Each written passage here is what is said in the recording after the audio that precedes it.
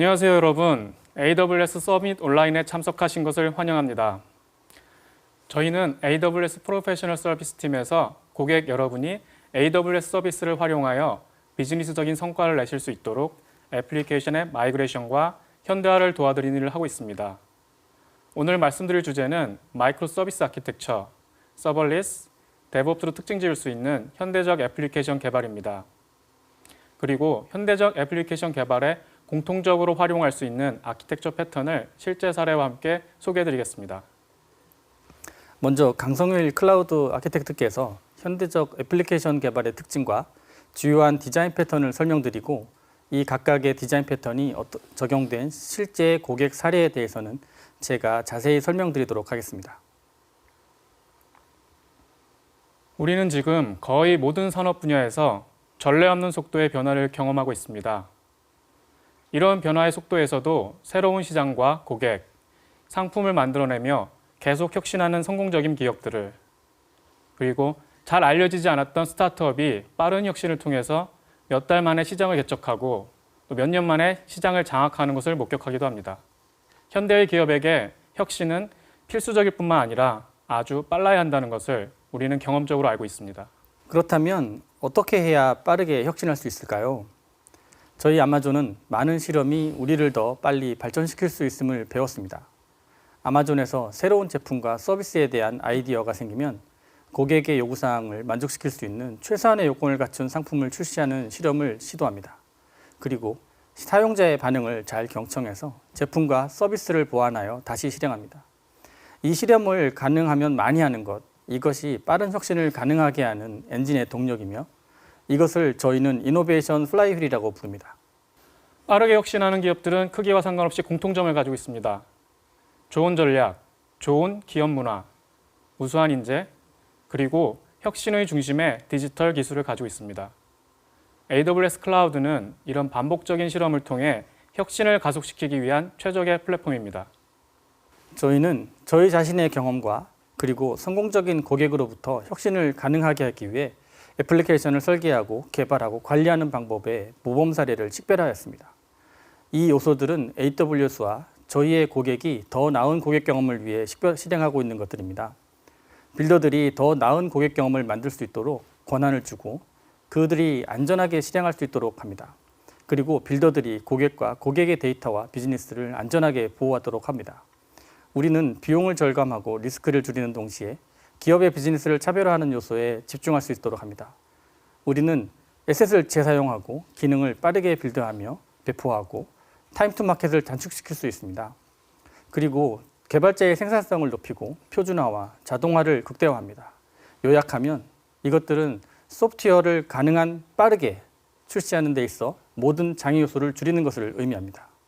앞에서 말씀드린 모범 사례들은 여러분이 빠른 혁신을 달성할 수 있도록 해주며 이 요소들이 AWS에서 현대적 애플리케이션 개발을 접근하는 기본 방식입니다. 현대적 애플리케이션의 개발의 시작은 어떻게 하는 것이 좋을까요?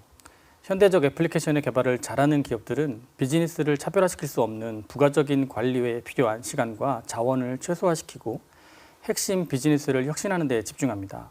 즉, 가능한 한 재활용 가능한 빌딩 블록과 공통적인 아키텍처 패턴을 사용을 하여 모범적인 기능을, 핵심적인 기능을 빠르게 디자인하고 구현하는 것이 현대적 애플리케이션의 모범 사례입니다. AWS 서비스를 이러한 애플리케이션의 빌딩 블록으로 사용하면 구현 노력을 크게 줄이고 안정성과 가용성을 동시에 달성할 수 있습니다. 우리가 현대적 애플리케이션 구현을 위해 활용할 수 있는 패턴은 상당히 많습니다. 그 중에서도 가장 많이 사용되는 아키텍처 패턴을 설명하고 이에 대한 실제 고객 사례를 소개해서 여러분이 효율적으로 애플리케이션 현대화를 하실 수 있도록 도움을 드리고자 합니다.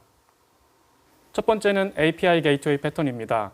백엔드 서비스에 대한 호출이 많거나 클라이언트 디바이스 유형에 따라서 제공되는 콘텐츠가 다른 경우에 사용하실 수가 있습니다. 네, AWS 서비스는 이름 그대로 API 게이트웨이라는 이름의 서비스가 있는데요. 해당 패턴을 위해서는 그 서비스를 사용하면 될까요?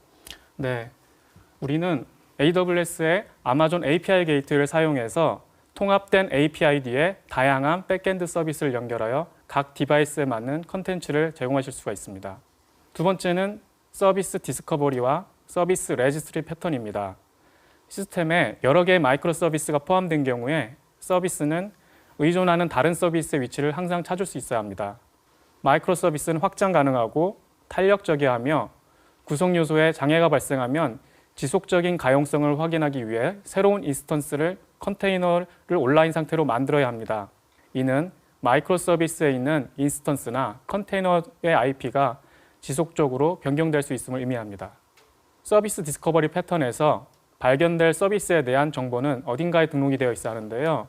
서비스 레지스토리는 호출될 서비스가 개별 컨테이너나 인스턴스가 시작될 때 자신에 대한 정보를 저장할 수 있는 중앙의 위치입니다. 네, 그러면 서비스 디스커버리와 서비스 레지스트리는 AWS의 어떤 서비스를 이용하여 구현할 수 있을까요? 네, 서비스 디스커버리와 서비스 레지스트리 패턴은 두 가지로 구현할 수가 있습니다. 크게 서버 사이드와 클라이언트 사이드 나눌 수 있는데요. 서버 사이드 디스커버리 패턴의 경우에는 아마존 엘라스틱 로드 밸런싱 서비스를 이용해서 안정적이고 사용 가능한 엔드포인트를 제공할 수가 있습니다. 이것은 일반적으로 공개된 웹 엔드포인트에 가장 적합한 옵션입니다. 그러나 이 경우 로드 밸런스를 위해서 추가적인 컴퓨팅 리소스가 필요하고 대기 시간이 발생할 수도 있습니다. 마이크로 서비스 상호 간의 호출같이 클라이언트가 호출을 제어할 수 있는 경우에는 클라이언트 사이드 서비스 디스커버리 패턴이 더 효율적일 수가 있습니다. 이때 AWS 클라우드 맵을 사용하면 이를 구현할 수가 있는데요. AWS 클라우드 맵은 클라이언트가 검색 API를 통해서 URL 또는 아마존 리소스 네임, 즉 ARN과 같은 추상 엔드포인트를 사용해서 동적으로 검색할 수 있도록 하는 완전 관리형 서비스입니다. 세 번째는 서킷 브레이커 패턴입니다. 이 패턴은 외부 시스템의 오류 또는 예측하지 못했던 패턴 오류가 계속 반복되는 경우에 이를 방지하는 로직을 캡슐한 것입니다. 다른 서비스에 대한 호출이 예상보다 오래 걸리거나 오류를 반하면 서킷 브레이커는 오류 카운트가 한도를 초과할 때 열린 상태로 변경이 됩니다. 열린 상태에 있을 때 서킷 브레이커는 다운스트림 서비스를 호출하지 않고 즉시 호출자에게 오류를 반환합니다. 정해진 시간이 지나면 서킷 브레이커는 다시 닫힌 상태로 변경이 돼서 다운스트림 서비스에 대한 호출이 정상적으로 처리될 수가 있습니다. 네, 그러면 서킷 브레이커 패턴은 AWS의 어떤 서비스로 구현할 수 있을까요? 네, 예전에는 서비스 코드에서 라이브러리를 사용하거나 프레임워크를 사용하는 것이 일반적이었습니다. 그런데 사이드카가 있는 컨테이너화된 마이크로 서비스에서 이제는 처리를 할 수가 있습니다. 사이드카 패턴은 주요 서비스를 제공하는 기본 컨테이너와 함께 시작되는 별도의 헬퍼 컨테이너로 이해하시면 되겠습니다. 이거의 중요한 그 패턴은 엔보이 프록시가 사이드카로 쓰이는 경우입니다. 엔보이 프록시는 자체적으로 배포될 수 있지만 종종 서비스 메시의 일부로 배포되기도 합니다. 이런 유형의 배포에서 엔보이 프록시는 데이터 플레인이 되고 AWS 앱 메시나 이스티오 같은 도구는 컨트롤 플레인으로 역할을 합니다. 다음은 커맨드 쿼리 리스폰서빌리티 세그리게이션, 줄여서 CQRS라고 많이 부르는 패턴입니다. 이 패턴에서는 데이터를 변경하는 명령 모듈과 쿼리를 하는 모듈을 분리합니다. 전통적인 애플리케이션에서는 업데이트와 쿼리를 일반적으로 단일 데이터 스토어에 똑같이 처리하는 것이 일반적인데요. 처리량과 대기 시간, 또 일관성에 대한 요구사항이 서로 다른 경우에는 CQRS 패턴을 사용해서 이 두 워크로드를 분리할 수가 있습니다. 명령과 쿼리 기능을 분리하면 이 둘에 대해서 독립적으로 확장이 가능한 거죠. 네, 현대적 애플리케이션 개발에 굉장히 유용한 패턴으로 생각이 됩니다. 그렇다면 이 패턴은 AWS의 어떤 서비스로 구현하는 게 좋을까요? 네, 예를 들어 보겠습니다. 아마존 다이나모DB 같은 NoSQL 데이터 스토어를 사용해서 데이터를 추구할 때 잘 정의된 특정 액세스 패턴이 있는 경우에는 그 워크로드에 대해서 높은 쓰기 확장성을 줄 수가 있습니다. 그리고 아마존 오로라와 같이 관계형 데이터베이스를 사용하면 복잡한 쿼리 기능을 제공할 수가 있어요. 그러니까 쓰기는 다이나모DB, 읽기는 오로라를 사용하는 식으로 분리를 할 수가 있는 거죠. 그리고 아마존 오로라의 데이터 최신 상태로 유지하기 위해서는 아마존 다이나모DB의 스트림 서비스를 이용하여 최신 업데이트를 처리하는 AWS 람다 함수를 함께 사용하실 수가 있습니다. 네, 다음은 이벤트 소싱 패턴입니다.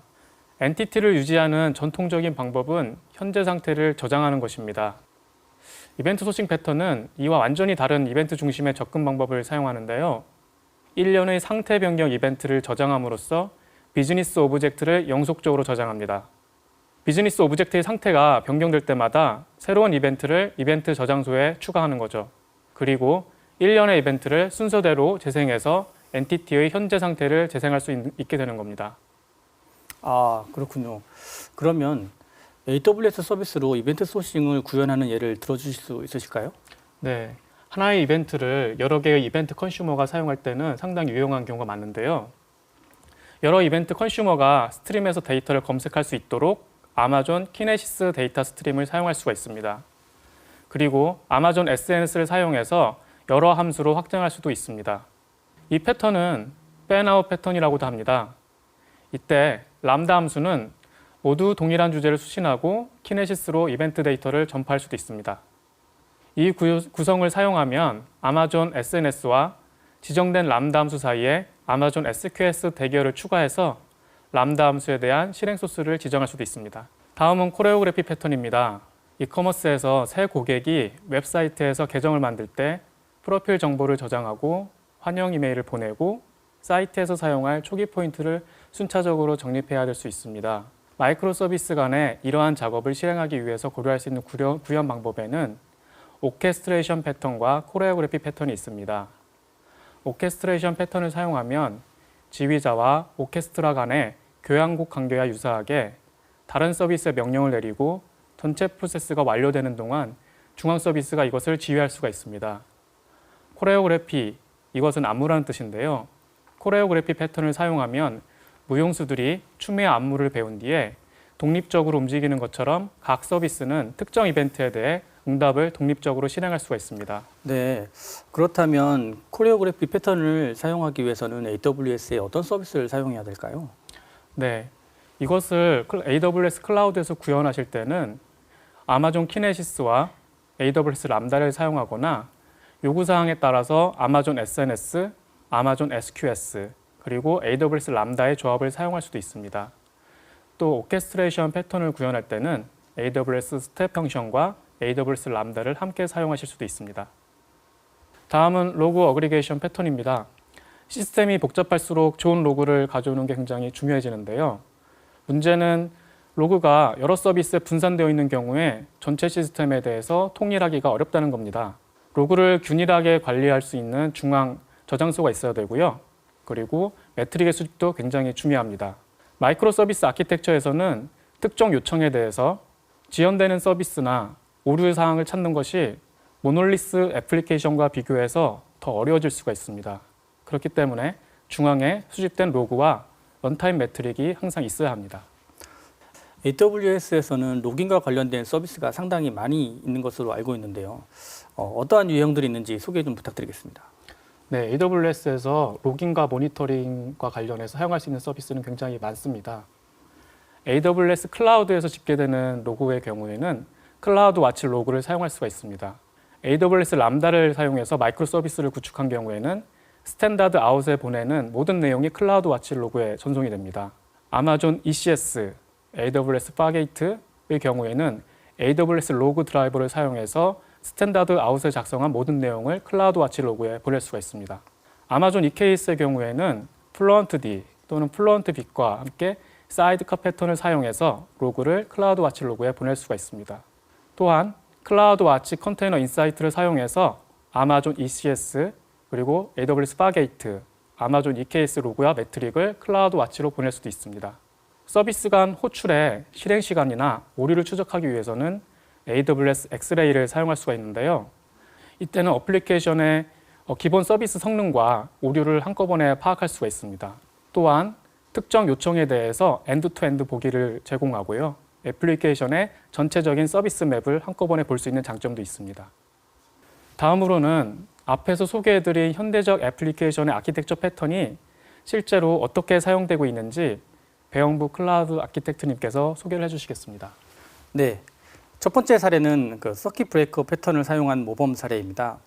애프터십은 홍콩에 기반을 둔 사스 플랫폼 업체로 온라인 쇼핑몰과 마켓플레이스를 위한 배송 추적 서비스를 제공하고 있는 회사입니다.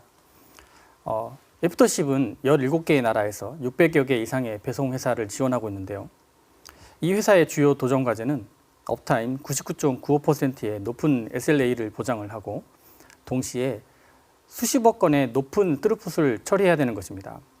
참고로 SLA는 서비스 레벨 어그리먼트의 약자로 우리나라 말로는 서비스 수준의 계약 정도로 표현할 수 있습니다. 간단히 말해서 서비스를 제공하는 공급업체에게 서비스를 사용하는 소비업체가 요구할 수 있는 서비스의 품질 수준이라고 할 수 있습니다. 보통 이와 같이 퍼센트로 표현이 되고요. 애프터십이 보장하고 있는 99.95%의 의미는 1년 동안 다운타임이 4.48시간을 넘지 않아야 한다는 뜻이 됩니다. 하루를 기준으로 보면 43.2초가 됩니다. 그 정도 높은 스루풋에 대해서 99.95%의 SL을 달성하는 것은 굉장히 도전적인 과제로 보이는데요. 이때 그 서킷 브레이커 패턴이 어떻게 활용이 되는 건가요? 네, 애프터십은 그러한 미션을 수행하고자 서킷 브레이커 패턴을 사용하는데요. 지금 보여지는 아키텍처에서 애프터십은 서비스가 사용자의 요청을 처리하는 부분으로 사용자의 요청을 받고 외부 시스템과 연계하여 배송 정보를 사용자에게 제공하는 기능을 구현하고 있습니다. 자세히 보시면 람다와 SQS가 각각 쌍을 이루고 있으며 앞쪽의 람다 SQS 쌍은 높은 SLA를 달성하면서 사용자의 요청을 받는 역할을 수행을 합니다. SQS는 버퍼 역할을 하면서 람다가 실패를 하더라도 재시도를 할 수 있도록 지원합니다. 뒤쪽의 람다 SQS 쌍은 앞쪽의 람다 SQS 쌍이 이미 SLA를 보장하였기 때문에 다소 지연되거나 실패할 가능성이 높은 서드파티 또는 외부 시스템과의 연동을 수행하게 됩니다. 실패를 해도 서비스 수준에는 지장이 없게 되는 것이죠. 이렇게 서킷 브레이커 패턴을 구현함으로써 높은 SLA를 달성함과 동시에 높은 스루풋을 지원할 수 있게 되는 것입니다. 다음은 이벤트 소싱 패턴을 사용한 모범 사례를 소개하도록 하겠습니다. 잘란도는 온라인 리테일 플랫폼으로 17개국에서 월간 2,800만의 활성 사용자를 두고 있으며 패션 브랜드와 파트너 그리고 고객을 연결하는 서비스를 제공하고 있습니다. 해결해야 되는 과제는 대량의 데이터 처리를 위한 데이터 레이크의 구축이 필요한데 높은 확장성을 가진 파이프라인을 구성함과 동시에 운영을 단 9명이 수행해야 한다는 것입니다. 잘란도는 이와 같은 이벤트 소싱 패턴을 포함하는 아키텍처를 사용하여 단 9명의 인원으로 회사 내부에 100여 개의 팀을 지원하는 데이터 레이크 아키텍처를 구현하였습니다. 그런 규모의 글로벌 서비스 데이터 레이크에 대해서 단 9명이 구축하고 운영한다는 것이 상당히 놀라운데요. 그렇다면 여기서 이벤트 소싱 패턴은 어떤 식으로 쓰인 건가요? 네, 그림에서 왼쪽 상단에 보여지는 나카디라는 잘란도가 카프카를 구현한 큐가 있는데요. 잘란도는 내부에서 운영되는 수많은 마이크로 서비스와 연결되어 있습니다. 나카디로 들어온 이벤트는 전체 이벤트 처리 파이프라인을 타기에 앞서 이벤트 아카이브인 S3 버킷에 저장하게 됩니다. S3로 메시지가 들어오면 첫 번째 람다와 연결된 SQS로 전달이 되고 람다는 다음에 보여지는 로우 데이터 버킷의 이벤트를 파티셔닝하여 저장하게 됩니다. 전체 아키텍처에서 보시는 모든 람다는 두 개의 SQS와 연결되어 있는데요. 하나는 버퍼 큐의 역할을 하고 나머지 하나는 데드레터 큐의 역할을 합니다. 즉 람다가 이벤트를 처리하다가 문제가 발생하여 실패할 경우 적절히 재처리할 수 있도록 합니다. 그 다음에 람다는 앞서 저장된 이벤트 메시지의 추가적인 이벤트 이름이나 파티션 이름 또는 다양한 정보를 속성을 추가하게 됩니다. 그런 다음 메시지는 SNS로 들어가게 되는데 잘란도는 이 아키텍처에서 SNS를 팬아웃을 위한 용도로 사용을 합니다. 팬아웃 패턴은 오늘 자세히 다루지는 않았지만 현대 애플리케이션 개발에서 중요한 역할을 하는 설계 패턴 중에 하나로 특정 채널을 통해 들어온 입력을 여러 개의 작업으로 나눠 처리하는 분산 처리 패턴을 말합니다. 여기에서도 SNS는 입력으로 들어온 메시지를 다음에 여러 개의 SQS로 분산시킵니다. 각각의 SQS는 자신이 관심이 있는 메시지를 필터링하여 수신한 다음 여기에서 추가적으로 표시되지는 않았지만 바이너리 전환 등과 같은 다운스트림의 스파크 작업을 사용을 하게 됩니다. SNS 다음에 위치한 람다는 데이터 레이크의 일부분으로 SNS로부터 아무런 필터링을 하지 않고 모든 데이터를 받게 됩니다. 대신 파티션의 형태를 변경하여 시간당 파티션에서 일별 파티션으로 바꿔줍니다. 마지막으로 그렇게 변경된 메시지는 다음 레이어에서 분석과 같은 목적으로 사용될 수 있도록 구축된 메인 S3 버킷에 저장이 되게 됩니다. 메인 버킷이 전체 이벤트 메시지 처리 파이프라인의 결과물이 되는 것입니다. 이 파이프라인으로 하루에 보통 200만 개에서 최대 600만 개 이벤트를 처리할 수 있습니다. 네, 계속해서 CQRS 패턴, 그러니까 데이터의 생성, 변경, 삭제와 같은 쓰기 부분과 읽기 부분을 분리하는 패턴의 사용을 명확히 보여주고 있는 호주의 헬스 다이렉트라는 서비스를 보겠습니다. 호주의 헬스 다이렉트는 호주의 공공의료에 관한 서비스를 제공하고 있는데요. 굉장히 많은 데이터의 수집과 제공이 필요함을 예측할 수 있습니다. 이 서비스의 주요 미션은 대량의 읽기 요청 처리와 동시에 쓰기를 대량의 읽기 요청에 영향이 받아서는 안 된다는 요구사항을 가지고 있습니다. 동시에 각종 보안 규제로 수집되는 데이터는 25년간 보관이 되어야 한다는 것입니다. 굉장히 많은 양의 데이터를 잘 관리하면서도 높은 수준의 보안과 개인정보에 관한 규제 또한 빠짐없이 지켜야 하는 매우 도전적인 상황에 있습니다. 네, 이 정도 규모의 데이터에 대해서 읽기와 쓰기를 분리하면서 그 높은 보안 규제까지 만족시키려면 상당히 복잡한 아키텍처가 필요할 것 같은데요. CQRS가 여기서 어떻게 도와줄 수 있는 거죠? 네, 보시는 바와 같이 이 아키텍처는 가운데 빨간색 점선을 기준으로 크게 두 부분으로 나뉘어져 있습니다. 왼쪽은 쓰기에 집중되어 있으며 오른쪽은 읽기에 최적화되어 있습니다. 먼저 데이터를 쓰는 쪽의 아키텍처를 자세히 보시면 API 게이트웨이는 데이터를 쓰기 위해 API를 제공을 하고 쓰기 API를 통해 들어온 데이터는 아마존 키네시스로 보내지게 됩니다. 키네시스는 버퍼 역할을 하면서 일정 수준의 복구 기능도 제공을 하게 됩니다. 키네시스로 들어온 데이터는 EMR로 보내지게 되고 EMR에서는 아파치 스파크를 이용하여 스테이트 머신을 실행시켜 유입되는 데이터를 검증하고 정지하게 됩니다. 최종 결과물은 아래에 있는 S3로 저장이 되는데요. S3는 읽기 부분에서 필요한 데이터 레이크 역할을 하게 됩니다. 뿐만 아니라 앞서 요구사항에서 포함되어 있는 장기간의 데이터 보관을 위해 S3 글레이셔와 연계하여 오랜 기간 보관될 필요가 있는 데이터를 보관하는 역할도 수행하고 있습니다. 여기에 EMR은 데이터를 읽기 부분의 키네시스로 보내게 되고 읽기 부분의 키네시스는 데이터를 다시 다이나모 DB로 저장합니다. 수많은 읽기 요청을 원활히 처리하기 위해서죠. 엘라스틱서치도 데이터 저장 공간 역할을 하게 되는데요. 다이나모 DB와 동시에 사용되는 이유는 보다 의미론적인 데이터는 엘라스틱서치가 더 적합하기 때문입니다. 아테나는 다양한 데이터 소스에 대한 쿼리를 지원하고 있는데요. 빠른 데이터 쿼리를 위해 다이나모 DB에서 데이터를 가져오고 S3로 구현된 데이터 레이크에서도 데이터를 가져올 수 있습니다. 도메인에 근거한 데이터는 S3 데이터 레이크에서 가져오고 구조화된 데이터는 다이나모 DB에서 가져오게 되는 것이죠. 마지막으로 읽기 부분의 API 게이트웨이와 람다는 읽기 API를 외부로 제공을 하여 외부의 많은 서비스들이 헬스 다이렉트가 제공하는 데이터를 활용할 수 있도록 합니다. CQRS는 이러한 유형의 서비스에서 반드시 빠질 수 없는 현대 애플리케이션 설계 패턴입니다. 다음은 사가 패턴 중 오케스트레이션을 사용한 사례입니다. 클랩은 스포츠를 위한 자동화된 비디오 편집과 프로세싱 서비스를 제공하는 프랑스의 회사입니다. 자동으로 편집된 비디오는 모든 종류의 스포츠 이벤트와 배팅에 사용이 되는데요. 축구를 예로 들면 비디오 분석을 통해 골의 수, 선수마다 패스 횟수 등을 다양한 통계 데이터를 추출합니다. 주요 미션으로는 시간당 25GB의 비디오 처리와 신뢰성 높은 비디오 데이터 관리가 필요하게 됩니다. 그렇군요. 이런 대용량 비디오 처리 미션에서 오케스트레이션 패턴이 어떻게 사용되고 있는지 궁금합니다.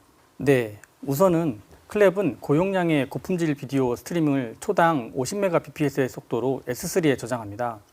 S3에 저장된 비디오 스트림을 처리하기 위해 각각의 분리된 람다 함수를 이용하여 처리하게 되는데 기존의 서버를 사용할 때와 달리 분산 처리에 대한 부담을 없앴습니다. 아키텍처를 자세히 보시면 S3로 비디오가 들어오면 자동으로 스텝 펑션이 동작이 되고 4단계의 람다 펑션을 거치게 됩니다. 첫 번째 단계에서는 비디오를 수천 장의 이미지 프레임으로 분리하여 다시 다음 단계의 소스로서 S3에 저장하게 됩니다.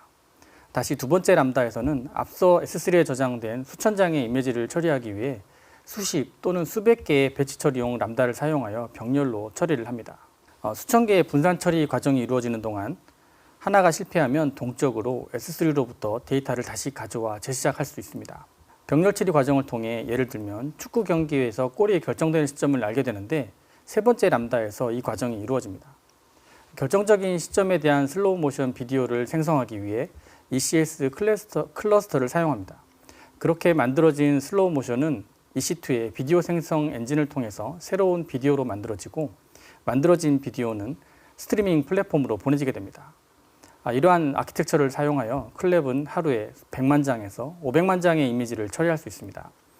이러한 아키텍처로 인해 저렴한 비용으로 높은 수준의 처리량과 비디오 양에 상관없이 빠른 처리 속도와 높은 확장성 그리고 가용성을 보장할 수 있었습니다.